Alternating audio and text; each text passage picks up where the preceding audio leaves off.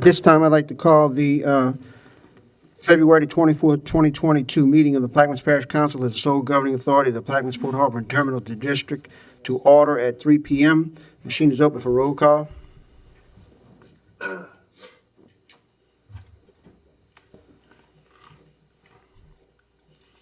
Let the record reflect that all members are present except Councilmember Newberry and Black. And at this time, I'd like to ask Mr. Carlton LaFrance to lead us in the pledge and Mr. Blink to lead us in the pledge. And let the record reflect that Ms. Newberry has joined us.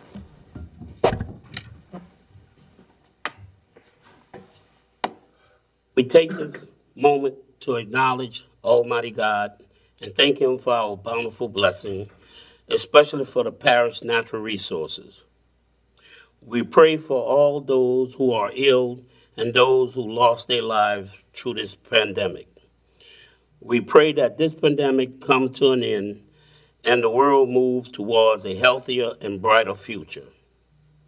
We pray that this government, comprised of both council and administration, will always serve this parish with honesty, humility, and equality for all.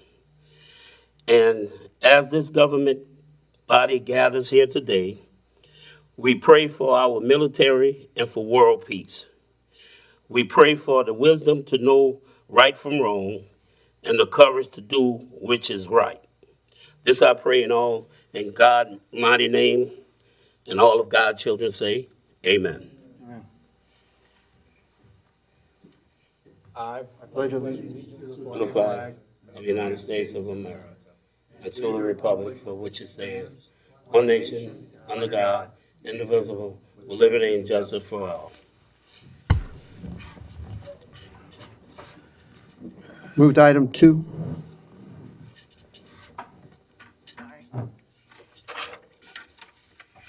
Item 2, executive session. There are none. Item 3, status report by the Executive Port Director. Mr. Sanders. Good afternoon, Mr. Chairman, Mr. Vice Chairman, and members of the board. I am Sandy Sanders, Executive Director of Plaquemines Port Harbor and Terminal District.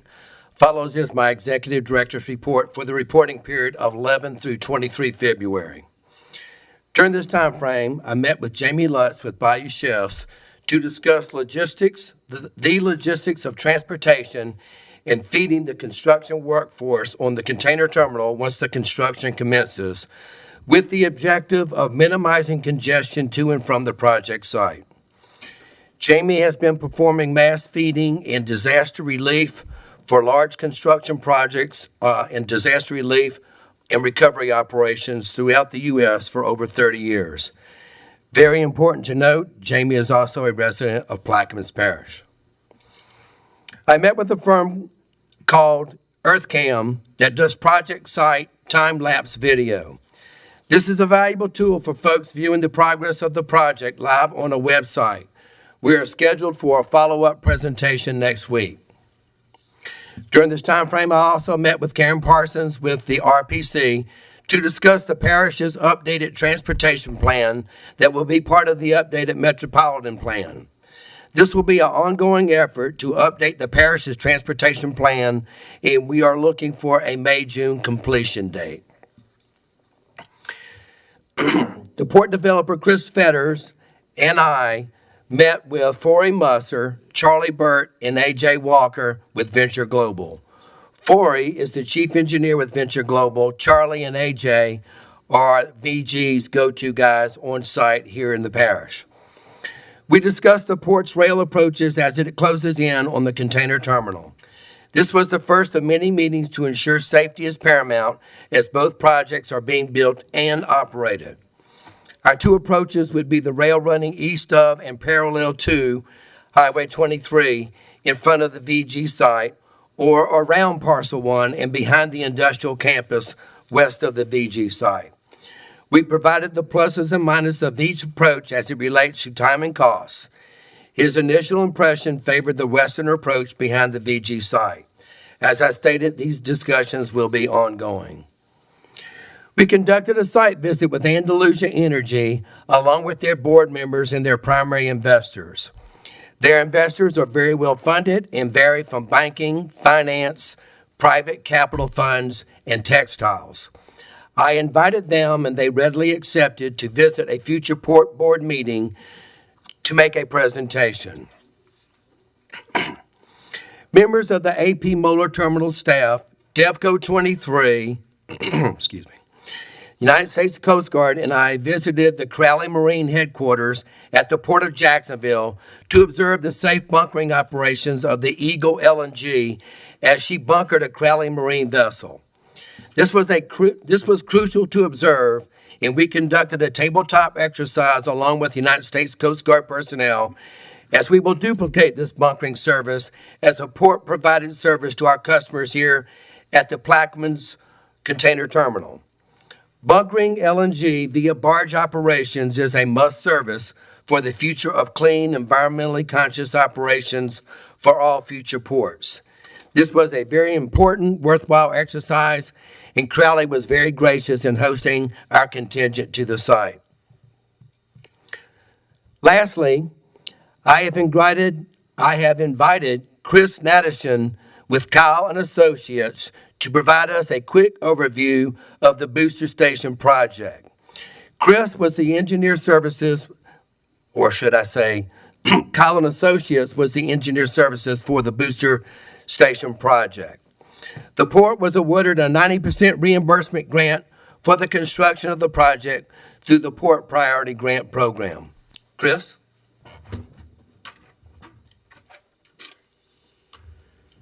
Kim, are you ready to go live?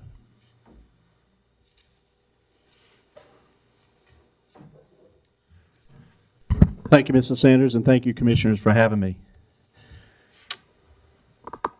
As Mr. Sanders mentioned, we were selected to design the booster station it's going in the Alliance area across from the Alliance refinery. It is to help boost the water pressure, or to boost the water as it goes on down to the Port Sulphur Water Plant, where there is another existing booster station constructed. This has been a project that was barely needed, according to Infomark, our operators. What I've been asked to do is to brief you on the project as it was laid out and what it's going to accomplish. So the big picture for the project is economic development for the port. I was approached by Robert Morgan with Infomark, looking for some help on this project to look at what all overall needed to be done. And what I suggested was we look at the economic benefit factors that the port's going to be serviced, how it's going to service the port, because of the demands that not only the existing constituents and citizens have on the water system, but any future port development. It was my understanding that there was going to be significant development, we'll talk about a little bit further here, throughout the port's property, and each one of them were going to have its own water demands. So the need for not only providing the water for the port's tenants, but also maintaining that the water continue to flow as needed to the citizens in South Plaquemines. We don't want it to. There's already been disruption in the system. There's already been drops in water pressure prior to Hurricane Ida. When different demands come on, whether it's from industry or what have you. So this project was going to help maintain and stabilize the water pressure, sending it south to the citizens of South Plaquemines. So what are we doing? Why are we doing this? We want to build a stronger infrastructure for the parish. We don't want it to cause any further pressure loss to the residents of South Plaquemines. Consequently, we don't want the fault to be put on the port by bringing tenants in that would put this draw on the system. It promotes economic development for the port in that the port was already receiving demands from various companies that were going to come in and want so much water basically from the parish and from Infomark, that Infomark saw basically a lack of the ability to meet the demands of these companies coming in. This project would also assist the parish with the dual feed system. Part of what's in this project is not only the booster station, but an extension of a 20-inch water line towards south of the booster station location towards the Port Sulphur water plant. Not entirely, but in a significant chunk of it, at least 6 miles, 6+ miles. It will create regional comprehensiveness and competitiveness for the port itself as it deals with neighboring ports and what's going on in these neighboring ports to develop for further economic development at those particular ports. And also, the port had the ability to, and what I brought up to Mr. Morgan was, the port had the ability to access port priority grants, and these port priority grants can be used for infrastructure. Hence, that was the suggestion to bring it to the port. What is it going to look like? I have a couple of different pictures here, but basically, this structure is going to be 9 feet off the ground per the base flood elevation in the area. It's going to have 2 pumps. It's going to come off a existing 20-inch water line. In that particular area, we have a 20-inch water line and we have a 10-inch water line. We're going to take the flow off of the 10-inch water line, boost it, and put it back in a 20-inch water line that's going to be extended further down 6+ miles. The long-term plan is to continue that 20-inch water line all the way to Port Sulphur water plant to create a dual feed system for the parish. It's going to have its own generator, and at the request of Infomark, it will also have chemical injection points in it. Because with the extension of, with the water being in the system for this length of a period of time and this far, the need to have the appropriate chemicals to meet the regulations is required. This is another rendering of it. This is a 3D model of what the station's going to look like. We're just beyond 30% design of it. We're pricing it out as far as trying to decide what is going to be the most effective method for this facility, whether it's going to be concrete, elevated concrete platforms, or whether it's going to be steel platform. Where is the project going? The project is going just north or just up Highway 23 from West Ravenna Road. It is going to have complete access from Highway 23. Again, as I stated, it's going to be 9 feet off the ground per the base flood elevation in the area. It's going to connect back into that same 20-inch line before where those lines currently come together, which is right at about the intersection of Ravenna Road and Highway 23. They come together, the 20 and the 10, as I mentioned earlier, come together to one single 16-inch line. We intend to have a 20-inch line running parallel to the 16-inch line with appropriate connections in between.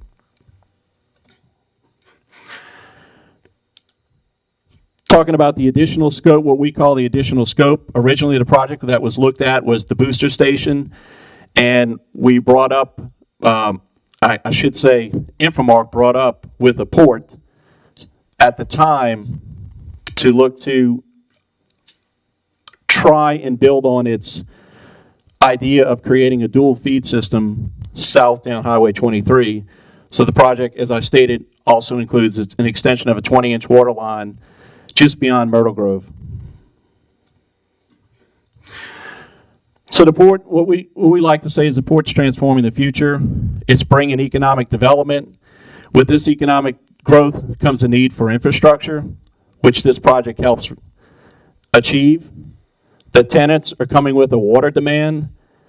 Infomark had concerns, as I stated earlier, about meeting those water demands from the tenants that were going to be coming into the port. And the project, such as the Alliance Booster Station, helps promote the economic growth of the port. And the port brings the funding sources via the DOTD and port priority grants. And this project allows for the parish to continue to serve the citizens of South Plaquemines. I'll open up for any questions that y'all may have. Any questions? Ms. Newberry? Oh, Mr. Blake, excuse me, go ahead. My question is, did we get a ballpark figure on that project? Yeah, yes, ma'am. We had estimated the project costing just over $6 million, and we're doing what we can to keep it within that budget. Obviously, rising costs associated with COVID and so forth have really increased. The largest increase what we have seen is in the piping, and it's doubled. And because we're talking 20-inch pipe, and across the board, whether it's steel or whether it's PVC, the costs have significantly increased. The 90% grant is already granted to us, Sandy? Did we It's already? been awarded, and Already been then awarded? we'll pay it up front, then be reimbursed. Okay, and if this project goes over 6 million, where are we? Is that on us, or is that the grant? Is that the grant, 90% Well, of the 6 million? The grant should pay 90% of overage, and then we'll have to eat the rest. Thank you. Yes, ma'am. Chris, thank you for your presentation. And we talk about booster station and dual feed lines and all. But that gives us the capacity to build pressure. Yes, sir. Where does the supply come from? So the supply, as many of you know, is coming from Belle Chase Water Plant. Belle Chase Water Plant has currently completed its expansion, and in the process also needs to, as you well know, bid the raw water intake project. That raw water intake project, which we were also involved in, is ready to go and bid. We're waiting on one more permit from the Corps. They had to issue 2 permits, a 408 and a 404, and we're currently waiting on the 404. As soon as the 404 permit comes in, it's ready to go. The project was recently value engineered to reduce the footprint, to help bring the cost down and make it within the budget the parish had set aside. And is that the $4 million that we got through regional planning? $4 million plus the parish was responsible for an additional 2. And so, since you were in charge of that project, how much have we spent on engineering for that project to date? Sir, I don't have, I'm off the top of my head, I really don't know. I don't Can you know provide what that contract. information to us? I can, sure, yes, sir, I sure can. And back to the Belle Chase plant and the capacity of what it can make in a day. How many gallons a day can it provide? That plant was recently increased to a 9 million gallons per day plant, from a And- 6 to a 9. And so the 9 million gallons a day on the capacity that you say that is being required by the industry. Have y'all done a study to see what the industry is asking for? No, what we have done is, so you may recall, the parish was required to submit to DHH a plan to either eliminate the southern 2 facilities, i.e. Port Sulphur Water Plant and the Boothville Water Plant, or come up with a way that they were going to repair those plants to meet the current water quality regulations. At that time, and the administration at that time opted to expand the Belle Chase Water Plant to make up for the loss of the capacity of those 2 plants. So all of the current demands on the west bank of Blackman's Parish was going to be produced in Belle Chase. As far as the demands on the industry, at that time, what was decided was that we were going to meet the current demands because the actual demands were still coming in, and only somewheres, the information we were getting from Infomark was somewheres in the neighborhood of about 7.5 million at the time. So we were 6 to 7 million to 6 to 7.5 million, depending on summer, whether it was summertime or not.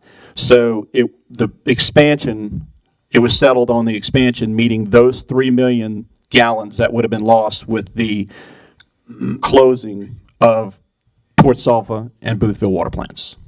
And how old are those figures? Because obviously demand has increased with the expansion of subdivisions and industry. Sure. So the demand that you reflect on those figures, how old is that demand number? Those demands were generated, I believe, I can recall, back in 2015. And so in 2015, that was before we had some of the subdivisions and some of the industry on the projected line of need. Yes, sir, I would assume yes, yes. So, you know, my concerns have been, and I've had this item on the agenda many times about the status of the Belle Chase Water Treatment Plant, so I'm glad you're here today. Sure. And, you know, my concern is that, you know, are we going to have enough water to provide to the southern end? Or is the booster station that you're designing able to be pumping water both ways? It can. We are putting appropriate valving in place to allow for that, yes, sir. Because my approach to the problem would have been to keep the Port Sulphur Water Plant as a water manufacturer, so to speak, and not turn it into a booster station. Because there were times where the pumping station in Port Sulphur was able to pump water to Belle Chase. In the Jesuit Bend area particularly, we have had low water pressure over different periods of time. We have low water pressure between Ravenna Road and Diamond, where the Woodland Plantation, for instance, has had to put in its own booster pumps to try to keep their fire suppression up. Sure.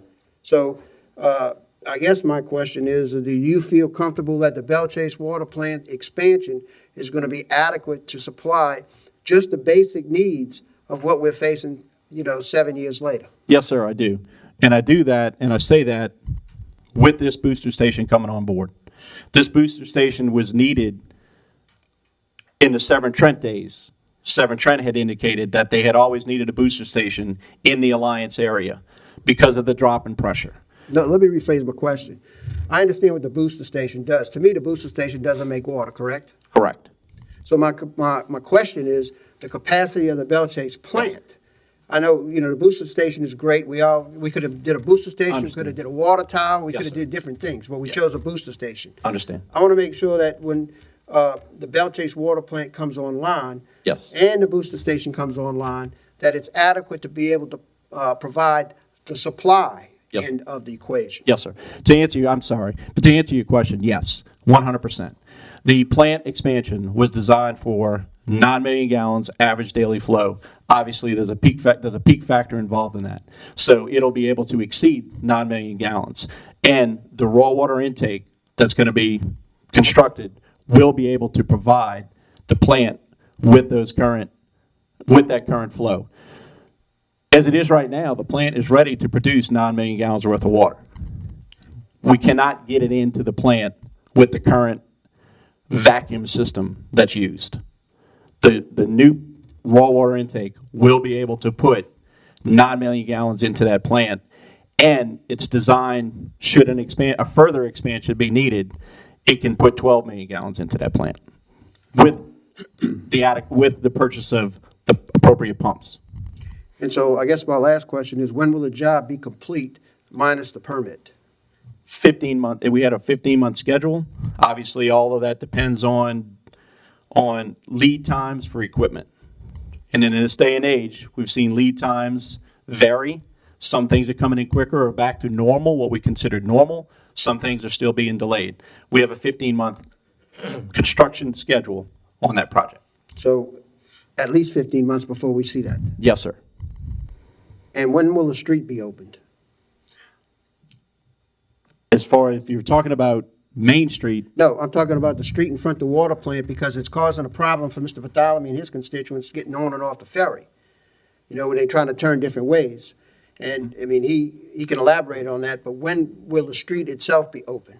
East Cuevas was the only street that was affected by the expansion of the water plant. That street is completely passable. Main Street, my understanding, Main Street is currently the problem, and that's related to the drainage station that's being constructed. So that has nothing to do with the water plant? No, sir, that was not our project. Like drainage? East Cuevas was the only street affected by the water plant expansion. Everything is off of Cuevas Street. Now, it has to be, I didn't mean to interrupt you, it is scheduled to be overlaid in the raw water intake project. Matter of fact, Cuevas, all the way from the levee, is going to be overlaid all the way through the plant. All right. That's all the questions. Any other questions? I got, I'm sorry, go ahead. yeah, Wait, well, let me take.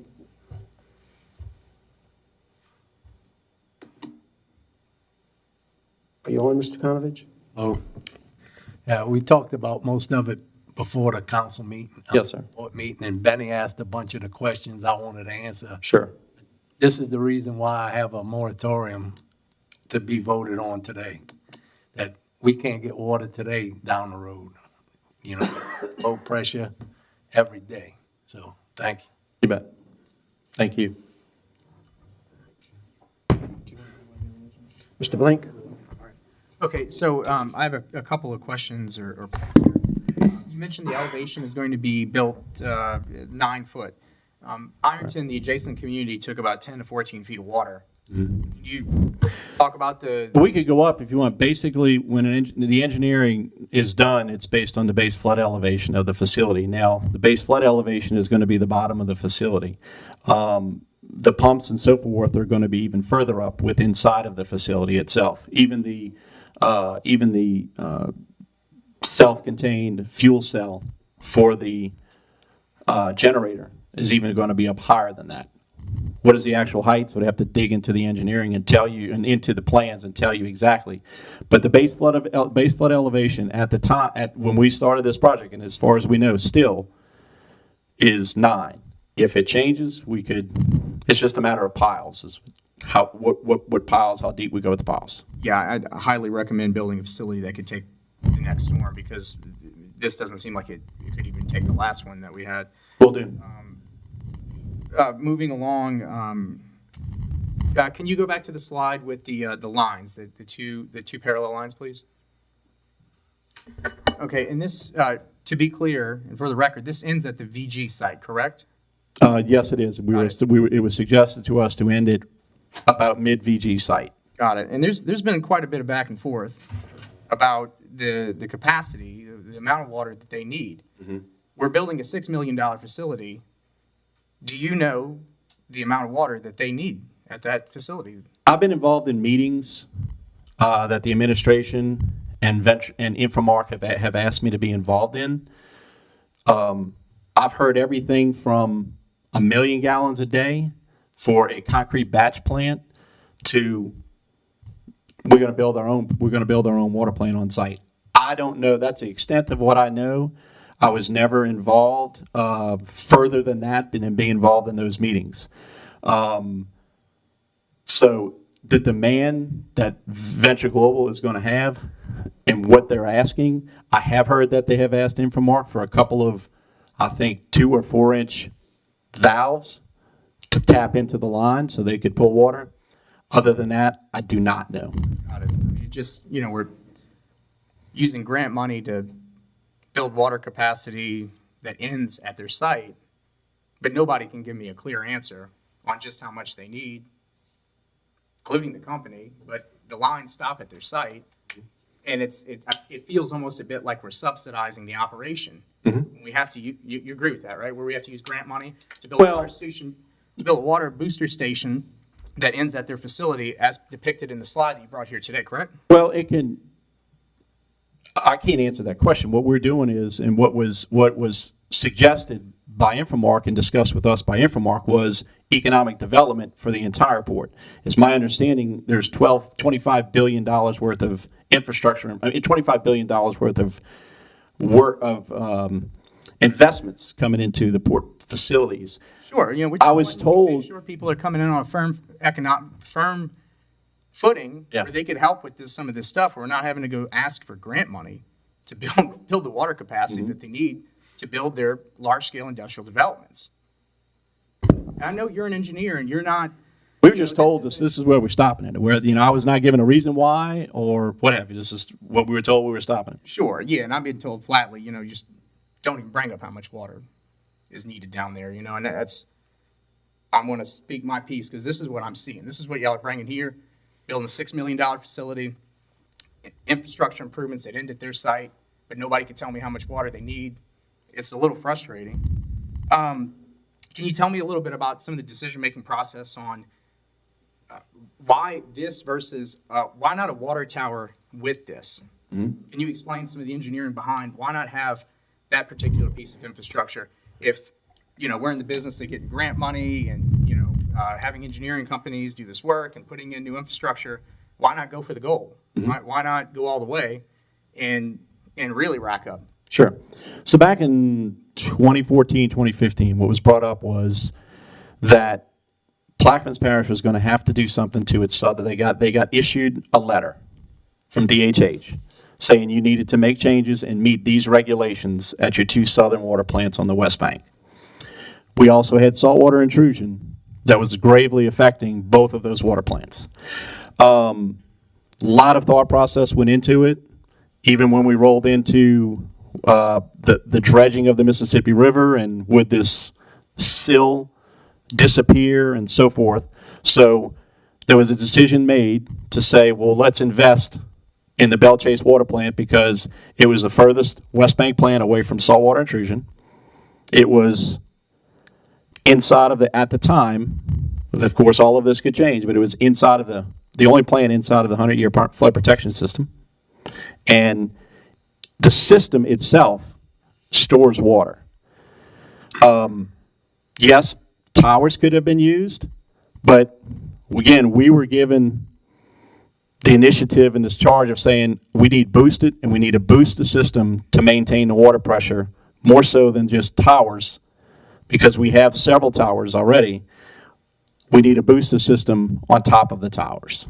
Got it. Now, they're failing towers in the southern end of the parish, and the Boothville Tower is ripe for replacement. It's about the worst one. Is that correct? As far as I know, yes, we were given a report of an evaluation on the water towers back when we had done a preliminary evaluation report, when at the time the current administration was looking to potentially go after funding sources from USDA rural development.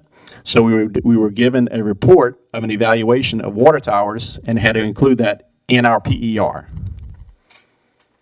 And yes, they were in deplorable condition. Got it.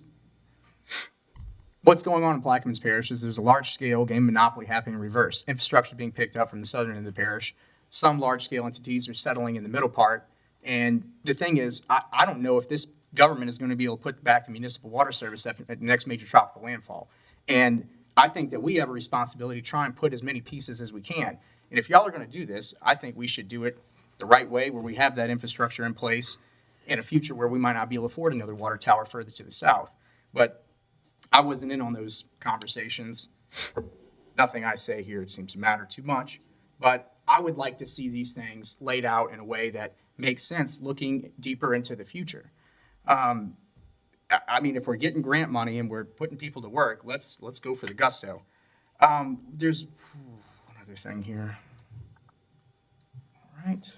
And so just to be clear, you don't have any idea how much water capacity Venture Global is looking for, even though we're building a $6 million facility that ends at their site. Don't know. This is not how I like to make infrastructure decisions. But let's be clear about the situation. The $6 million infrastructure facility is not going to increase the capacity of the amount of water that we make. No, it's only going It's to just transportation line. That's correct. And so I agree with you, Richie, when you talk about whether we could have built a tower or a booster station, but it doesn't give us any more water in the lines. It just gives us pressure. I hear you. I'm just looking to replace aging infrastructure when we can, while we can. Right. All right, I yield. Complete? Thank you, Mr. Madison. I do appreciate Dr. it. Gould? Yeah, Chris, I'd like to talk first about some of the comments you made, just for clarity, points of clarity. You talked about the Port Sulphur plant and the Boothville plant. Sure. Once this project, the expansion of the Belle Chase plant, the raw water intake, and the booster station is completed, will the Port Sulphur plant or the Boothville plant be used for anything? The plan was to keep the Boothville plant what we call in greased up form should there be a problem. And this was requested at the time from the council members in the southern part of the parish. Can we keep the Boothville plant around, if you will, and be able to come back online? Now, because of the regulations, they had the capacity of the plant, of the current Boothville plant, was significantly reduced because they had to meet the new regulations. But the Boothville plant was going to be kept online. The Port Sulphur plant it was suggested the Port Sulphur plant be totally taken off line because of the condition of the plant, and it was beyond its life expectancy because it was a donated facility from one of the industries down here, and it was in deplorable condition. So much so, at the time, Infomark was Severn Trent, said Severn Trent had strong safety issues related to it. So only the Boothville plant was going to be kept online or kept prepared for the switches to be turned back on and operated should we need it because of a line break in the system. Operated as a booster, as a water producer. As a water producing facility, significantly reduced because of the capacity, because of the regulations. The other is really more of a parish government question, but you're going to be leaving, so I want to hit you right now. No Talk problem. about the impact that has been felt in the community around Cuevas and Broad Street. Yes, Complaints come in every day yes. about that. I know administration knows about that because we send them in. Now that the plan is done, not the raw water intake, but the plan is done. What can I tell the residents as to when their streets are going to be put back in operation? I would tell them at least 15 months. And I don't mean to say that in any kind of smart aleck way, so please forgive me. But Because of the The- raw water? yes, because that new line is coming down the street. So Cuevas is going to be dug up. Now, I don't want to speak on behalf of the administration. This would be a question for them. There was, as you recall, several years ago, a need to close Cuevas Street through the plants for some safety reasons. So an Avenue F expansion was done, or design was done. There is talk of potentially, if the parish has the funding source to do that expansion and open up. And how quickly can it be done? I know we got a drainage plan, can't start until that drainage project is done. There's no way it would be able to be started until that drainage project is done. Yeah, and the So security. it's going to get worse before it gets better because of the pipe is coming down. It's the only place we have to put the intake line without shutting down the other line. Well, I appreciate that, and the plans for that bypass, if you will, to really secure Cuevas, because it was a homeland security problem. Those plans are drawn. I mean, they're ready to go. It's just a Correct. matter of funding and implementation. That is correct. So I would think that none of that would be done until all of these projects are completed, but time will tell. I yield. Thank you. Councilmember Talamy? Yes, especially with the issues that we have with the ferry situation because of the streets being closed. And if you ever travel during peak traffic, it's a nightmare trying to go across Highway 23 instead of diverting the traffic to go north on 23, then turn off to go south. Correct. Rather than trying to go straight across the exit of Main Street. Main Street to 23, go out on the south side. Yeah. And that's a bad situation. I don't know what can be done with that. Yeah. Again, Speak to somebody do something, because I'm telling you, it's a problem. I'm not trying to volley a question or anything, but again, that drainage project was not our project. No, I'm- And I don't know, I'm not saying because it's- look, going to I'm saying meetings it's a at the water problem. plant, it's tough getting just to the water plant. Yeah. So I can imagine what it's like getting from Yeah, the ferry. Yeah. And maybe somebody can come up with an idea, maybe get with the administration and see what they can come up with. Maybe they can look into that.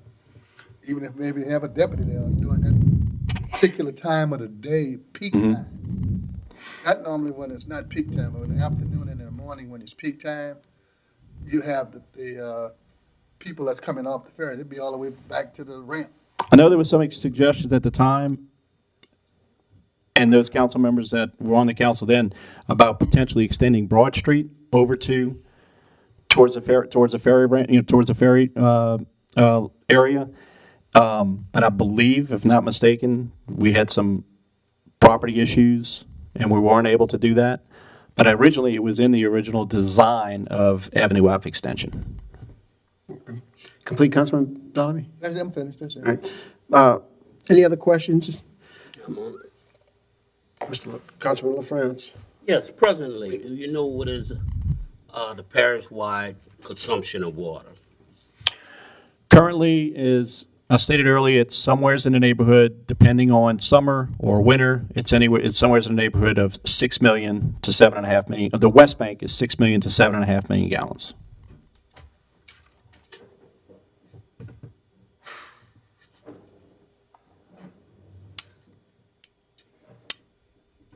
Is that- That's it?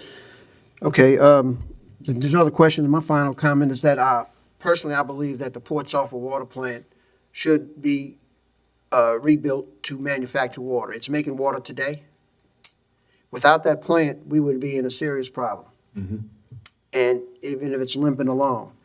And I understand that there's been a damage assessment that's been going on.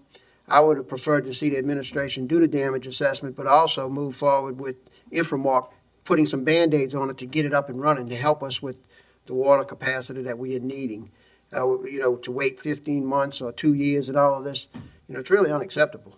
I think we need to do emergency actions under emergency declarations and act accordingly, but that's just my opinion, especially when we know that we have used the Port Sulphur Water Plant to pump water back up to Jesuit Bend. Sure. So, anyway, any other questions? Hearing none, thank you for your presentation. Sandy, you're on.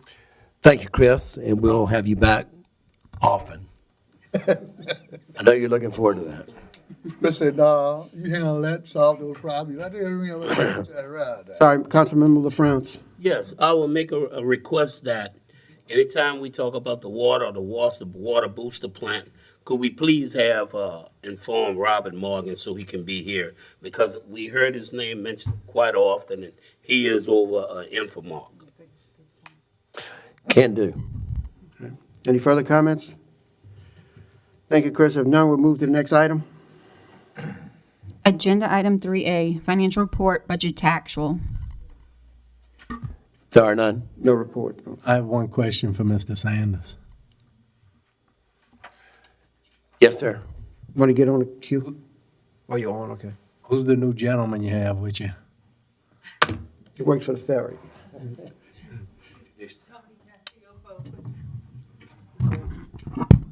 My name's Anthony Cassiopo. I'm with the fire department. Hey, nice meeting you. For about 30 years. Close to it. Any further comments? None? Move to the next item, please. Item 4, bids and advertisements, there are none. Item 5, introduction of ordinances and resolutions, I have one. For Commissioner Roussel, an ordinance to amend and as amended the Plaquemines Parish Port Harbor and Terminal District 2021 operating budget of revenue and expenditures and otherwise to provide with respect thereto. And that is it. Next item, please. Item 6A, there are none. Item 7A, introduction of resolutions wherein suspensions to be sought, none. 7B, PLT discussion and update, Commissioner Roussel. The only thing that Sandy and I have met and discussed this a couple of times in our Monday morning meetings is that if you want to elaborate, I'll let you do that. Yes, when Tallgrass sent the letter dated, I believe it was 16 December, they did away with our three-way MOU because of the loss in the possibility of commercializing it to its original site purpose. And so at that time, I had already reported to the board and to the public that once they reach December of this year, they have the right to put it up for sale or to tell the port to put it up for sale. They can put it up for sale and they can sell it out, the whole thing to CPRA. The port will always have the first right of refusal, but it can go up for sale. Any further comments? That's all I have on PLT discussion and update, unless I'm going to remove this from the agenda and anticipate that it'll be on the market for sale, in my opinion. Yes, sir. All right. Next item, please. Oh, this item will be deferred due to COVID. Running around that family. Move to item 8. Item 8, approval of the February 10th, 2022 regular meeting minutes. So offered, ask for a second. Second by Member Newberry. Comments or discussion on the adoption of the February 10th, 2022 regular meeting minutes? Hearing none, machine is open.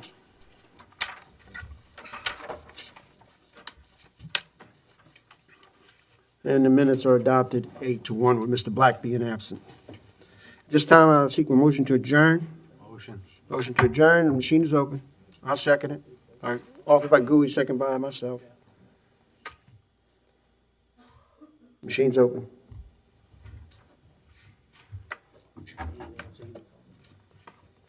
All right, the meeting is adjourned 8-1, absent at 3:45. Thank you all.